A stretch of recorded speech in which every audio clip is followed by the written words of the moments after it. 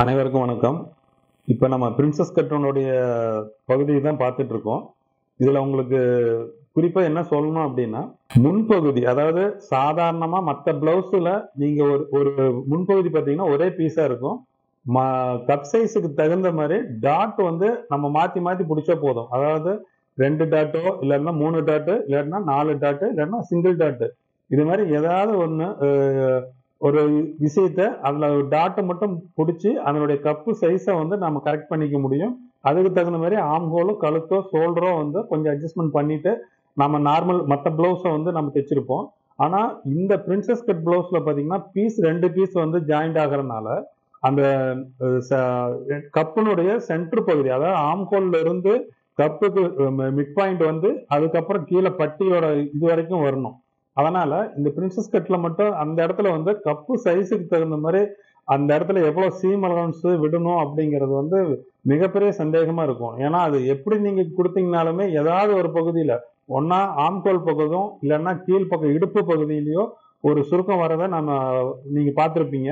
உங்களுக்கு சந்தேகமே அதுலதான் வந்திருக்கும். அதனாலதான் இதுல வந்து பாத்தீங்கன்னா முன்பகுதி கப்புக்கு தகுந்த மாதிரி, கப்போட சைஸுக்கு தகுந்த மாதிரி அந்த வளைவுகள் வந்து எப்படி இருக்கணும் அப்படிங்கிறத நல்லா மார்க் பண்ணிட்டு, நல்லா தெளிவா மார்க் பண்ணி அதுல விளக்கமா கொடுத்து சொல்லியிருப்பாங்க.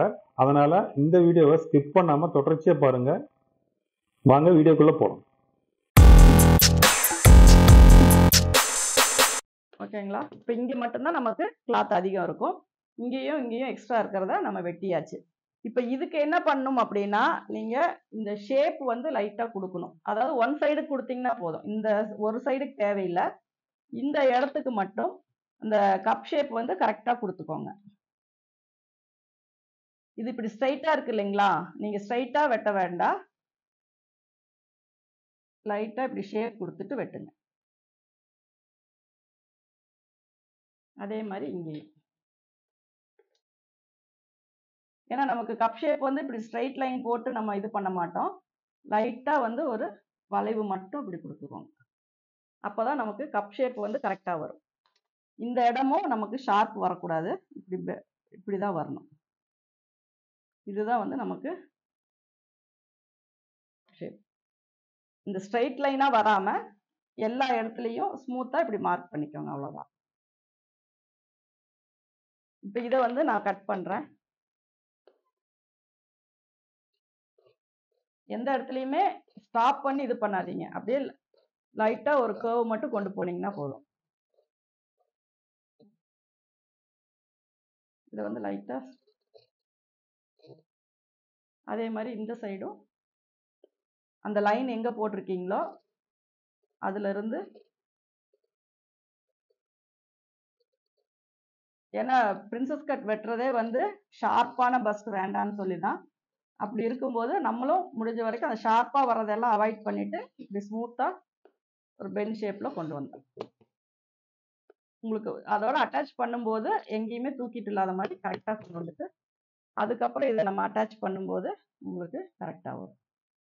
இது நம்ம தையல் போட்டுருவோம். அதே மாதிரி இங்கேயும் தையல் போட்டுருவோம்.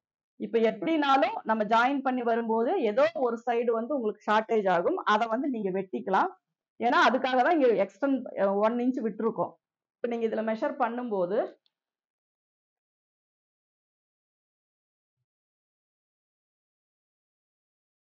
ஏன்னா ஒன் சைடு ஸ்ட்ரைட்டா இருக்கு, ஒன் சைடு பெண்டு வருது. அதனால ஏதோ ஒரு சைடு வந்து இதுல பாத்தீங்கன்னா உங்களுக்கு 12க்கு ஒரு புள்ளி மட்டும் கம்மியா இருக்கு. அதாவது 11.75 விட ஒரு புள்ளி அதிகமா இருக்கு.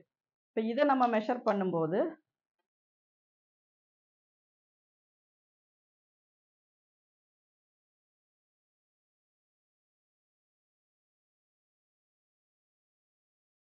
இதுல பாத்தீங்கன்னா 11.25 இருக்கு. அப்போ ஒரு 1/2 இன்ச் வந்து இந்த ஃப்ரண்ட்ல நமக்கு வந்து அதிகமாகும். சரிங்களா? அதை வந்து நீங்க ஃபைனலா இதை ஜாயின் பண்ணதுக்கு அப்புறம் இப்படி வச்சு நம்ம ஸ்டிச் பண்ணிடுவோம். 1/2 இன்ச்சின் போது இங்க இருந்து கொண்டு வாங்க. அழகா இது வந்து எப்பவுமே ஆம்ஹோல் சைட்ல இருந்து ஸ்டார்ட் பண்ணுங்க. இந்த இடம் வர வர துணியை வந்து இப்படி அட்ஜஸ்ட் பண்ணி தான் கொடுக்கணுமே ஒழிய இழுத்து கொடுத்துடக்கூடாது. இதோட இப்படி வச்சு தைக்கும் போது ஏதோ ஒரு சைடு வந்து உங்களுக்கு சம்டைம்ஸ் மேட்ச் ஆனாலும் ஆகலாம். ஏதோ ஒரு பக்கம் உங்களுக்கு நம்ம தைக்கிறத பொறுத்து மாறலாம். அந்த இதை மட்டும் ரைட் லெஃப்ட் ரெண்டும் ஒரே மாதிரி வெட்டிக்கோங்க. இப்ப இதை நம்ம ஜாயின் பண்ணும்போது நமக்கு தேவையான கப் ஷேப்னுடைய இது வந்து இங்க கிடைச்சிரும். இங்கேயும் நம்ம டாட் பிடிச்சிருவோம். அப்போ வந்து இந்த இறங்கி இருக்கிறது இங்க கொஞ்சம் ஸ்ட்ரைட்டா வந்துரும். சரிங்களா? இங்க வந்து ரொம்ப இப்படி ஷார்ப்பா வந்துச்சுன்னா இதை நீங்க ஸ்ட்ரைட் பண்ணிக்கலாம். சரிங்களா? இது வந்து நீங்க அப்படியே இழுத்த மாதிரி அது மட்டும் அப்படி தூக்கிட்டு இருக்க கூடாது. அதனால இது ஷார்ப்பா வருது அப்படின்னா அதை நீங்க ஸ்ட்ரைட் பண்ணிக்கோங்க. இப்போ நீங்க இங்க ஸ்ட்ரெச் பண்ணும்போது இங்க வந்து நம்ம பிளவுஸுக்கு யோக் வைக்கும்போது இது என்ன பொசிஷன்ல ஸ்ட்ரைட் வருதோ அப்படிதான் வரும். ஒரு ஏதோ ஒரு டைம்ல என்ன ஆகும்னா ஒன்னா இது அதிகமாகும், இல்லையா இது அதை மட்டும் நீங்க கரெக்ட் பண்ணிக்கோங்க. இங்க நீங்க டாட் பிடிக்கும்போது இந்த ஷேப் வந்துடும். சரிங்களா? இப்ப நீங்க கொடுத்துருக்கிற ஸ்பேஸ் வந்து இதுக்கு கரெக்டா இருக்கும் லூஸ். நீங்க சப்போஸ் இதுல ஏதாவது அளக்காம வச்சிட்டீங்க அப்படின்னா மட்டும் இந்த இடம் உங்களுக்கு டைட் ஆயிரும்.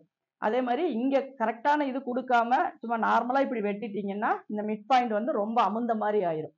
அதனால இதுக்கான ஸ்பேஸ் வந்து கண்டிப்பா நீங்க கொடுக்கணும். நாச் போடும்போது 1 இன்ச் நமக்கு நார்மலா அளவு இங்க வருது.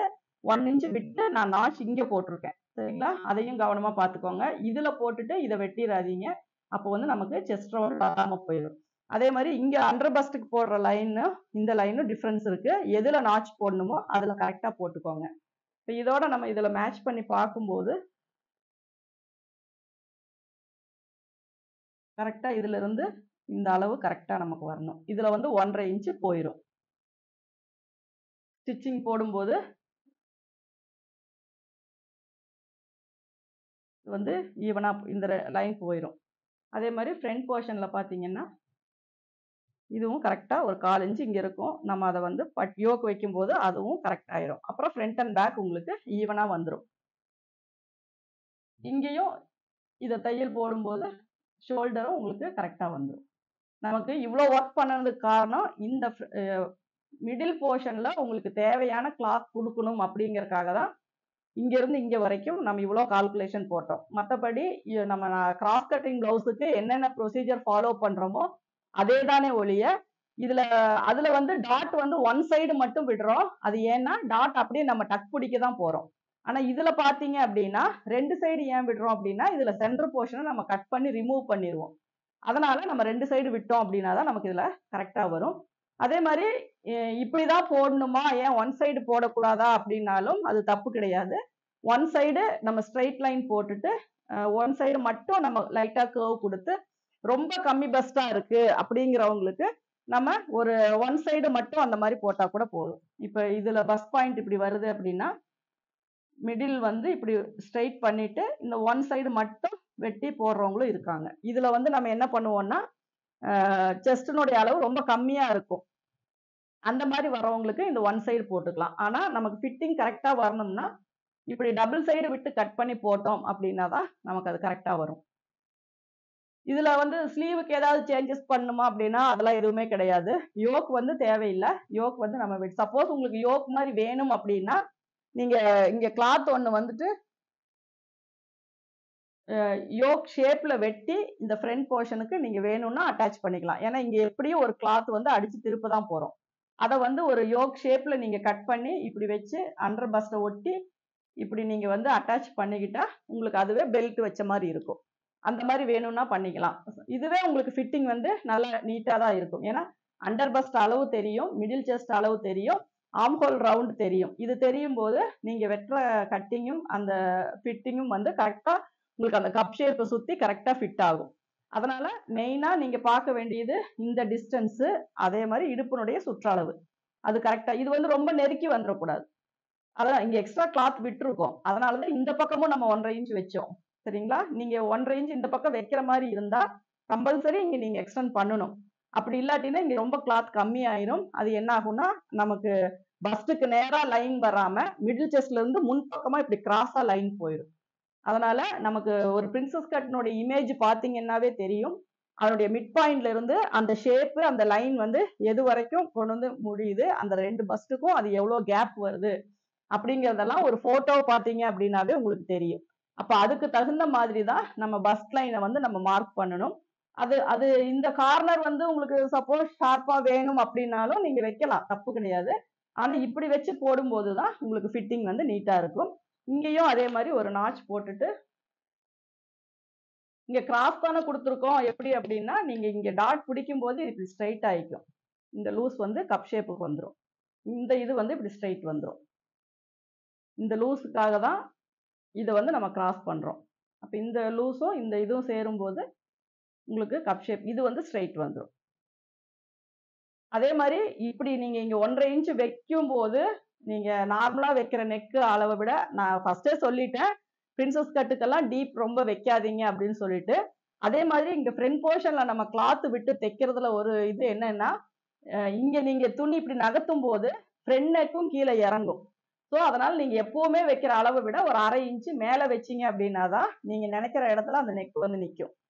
சப்போஸ் நீங்க 7.5 இன்ச் வச்சுட்டு இந்த கிராஸ் கொடுத்தீங்கன்னா மறுபடியும் பார்க்கும்போது 8 இன்ச் அளவுக்கு கீழே நெக் வந்து இறங்கிடும். அதனால இந்த மாதிரி முன்னாடி எந்த ஒரு டைப்புக்கு இப்படி எக்ஸ்ட்ரா கிளாத் கொடுத்தாலும் இது இப்படி ஸ்ட்ரெயிட் ஆகும்போது ஒரு 1/2 இன்ச்சாவது நெக் வந்து இப்படி கீழே டவுன் ஆகும். பார்த்தீங்கன்னா இந்த ஷேப்ல இருக்கிற நெக்கு இப்படி துணி நகரும் போது இங்க துணி இந்த ஆகும்போது இங்க ஒரு 1/2 இன்ச் வந்து நெக் வந்து கீழே இறங்கும். அதனால அந்த மாதிரி வர்ற இடத்துல 5.5 இன்ச் வேணும்னு நீங்க நினைச்சீங்க அப்படின்னா 5 இன்ச் மட்டும் வச்சு தைச்சீங்க அப்படின்னாவே உங்களுக்கு இந்த டீப் வந்து ஒரு 1/2 இன்ச் கீழே இறங்கி வரும். அதனால அது வந்து மெயினா பார்த்துக்கோங்க. அதுதான் முக்கியமான விஷயம். மற்றபடி வேற இதுல பிரின்சஸ் கட்டால நம்ம வேற எந்த சேஞ்சஸுமே பண்ண போறது இல்ல. இது மட்டும்தான். ஃப்ரண்ட் லென்த் வந்து எக்ஸ்டெண்ட் பண்ணியிருக்கோம். டாட்டுக்கு ஃப்ரண்ட்டும் சைட்லயும் எக்ஸ்டெண்ட் பண்ணியிருக்கோம். ஆர்ம் ஹோல் டாட்டுக்கு சைட்ல 1 இன்ச் எக்ஸ்டெண்ட் பண்ணியிருக்கோம். நெக்கு பார்த்தீங்க அப்படின்னா ஒரு 1/2 இன்ச் உயரத்தை குறைச்சிருக்கோம். இந்த சேஞ்சஸ் மட்டும்தான் நம்ம ஒரு பிரின்சஸ் கட்டுக்கு பண்றோம். பேக் வந்து எதுவுமே பண்ணல, நார்மல் தான். இதுவே பிரின்சஸ் கட்டு போட் நெக் வச்சீங்க அப்படின்னா நம்ம 1/2 ஷோல்டர் வச்சு இதே ப்ரொசீஜர் தான் ஃபாலோ பண்ண போறோம். ஃப்ரண்ட் நெக் மட்டும் மேலே வரும், அவ்வளோதான். அது நம்ம பிரின்சஸ் கட் பிளவுஸ் வெட்டும் போது நான் அதுக்கு எப்படி அப்படிங்கறத சொல்லிடுறேன். மற்றபடி கீழே எல்லாமே சேம் இதே மெத்தட் தான். இதுல வந்து எந்த ஒரு சேஞ்சஸுமே கிடையாது. மேடம் இதுக்கு யோக் வைக்கிற மாதிரி இருந்துச்சுன்னா ஃப்ரண்ட்ல வந்து அந்த யோக் வைக்கக்கூடிய சேஃப் வந்து நம்ம பிளவுஸ் கிளாத்லயும் கட் பண்ணணுங்களா எப்படி மேடம்? அது கட் பண்ணா தானே கரெக்ட்? ஆமா, நீங்க ஒண்ணு வந்து லைனிங் கொடுத்துக்கோங்க, ஒண்ணு வந்து லைனிங், அதுக்கு மேல கொடுக்கறது வந்து பிளவுஸ் கிளாத் கொடுத்துக்கோங்க. அப்ப மேல் பக்கம் வந்து பினிஷிங்கா அடிச்சு திருப்பிட்டு இதை அப்படியே மேல கொடுத்து திருப்பிக்கலாம்.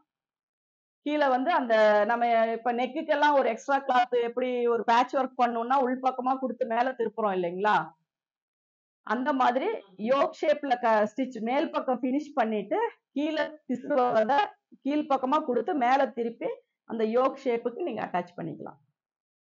அப்போ உங்களுக்கு பிசுறு கவர் ஆன மாதிரி இருக்கும், உங்களுக்கு யோக் அட்டாச் பண்ண மாதிரி இருக்கும். அந்த யோக்குமே உங்களுக்கு இந்த இடத்துல ஒரு 2 இன்ச்சுக்கு இருந்தா போதும், ரொம்ப எல்லாம் பெருசா எல்லாம் வைக்க தேவையில்லை. சைடு வந்து இந்த உயரம் தான், சரிங்களா? அதனால ரொம்ப அதிக ஹைட்டாவும் வைக்க வேண்டாம். இப்ப வந்து இது நம்ம கரெக்டா ஸ்ட்ரைட்டா இருக்குங்க மேடம். இப்ப நம்ம வந்து இதுலயும் நம்ம யோக் மாதிரி ஏதாவது கட் பண்ணணுமான்னு நான் கேக்குறேங்க. இல்ல இதுக்கு எதுவும் கட் பண்ண தேவையில்லை. இதுல வந்து நீங்க ஒரு பீஸ் ஸ்ட்ரைட் பீஸ கொடுத்து திருப்ப போறோம், அதுக்கு பதிலா யோக் ஷேப்ல திருப்பிக்கோங்கன்னு சொல்றேன், அவ்வளவு. சேஃப் மட்டும்தான் மாறும், நம்ம வேற எதுவும் இதுல மாத்த அந்த பீஸ் வேற எதுவுமே பண்ண தேவையில்லை. ஆமா, நீங்க அது பெல்ட் மாதிரி கொடுத்தாலும் சரி, யோக் மாதிரி கொடுத்தாலும் சரி, என்ன ஷேப்ல வேணும்னாலும் நீங்க இந்த இடத்துல திக்கா வேணும்னா நீங்க கொடுத்துக்கலாம். ஓகே மேடம், புரிஞ்சிருச்சு. தேங்க்யூ. இந்த ப்ரொசீஜர் வந்து தியரியா ஒரு இது ஒன்றும் பண்ண முடியாது இல்லை? தியரியா நான் எனக்கு டைம் கிடைக்கும் போது நான் உங்களுக்கு எழுதி நான் ஒரு இதை அனுப்புறேங்க உங்களுக்கு. ஏன்னா ஒரு அதாவது என்னென்ன பண்றோம் அப்படிங்கறத மட்டும் நான் டைம் கிடைக்கும் போது உங்களுக்கு நான் எழுதி நான் அனுப்புறேன். அனுப்பிச்சா ரொம்ப சௌரியமா இருக்கும். Okay okay. அதுவும் இந்த மார்க்கிங் உடைய அப்படியே ஒரு இதுவும் எங்களுக்கு காப்பியா இருந்துச்சுன்னா எங்களுக்கு டவுட் வரும்போது அதையும் வந்து நான் அப்படியே போட்டோ எடுத்து நான் அனுப்பிடுறேன், சரிங்களா? இது வந்து இப்பவே நான் போட்டோ எடுத்து கட் பண்ணதை நான் அனுப்பிடுறேன். இதுல என்னென்ன பண்ணணும் அப்படிங்கறத மட்டும் நான் உங்களுக்கு தியரியா எழுதி நான் உங்களுக்கு அனுப்புறேன். ஓகேங்க மேடம். அப்ப நான் மறந்துட்டா கூட நாங்க எக்ஸல் எங்கெங்க வைக்கணுங்கிறது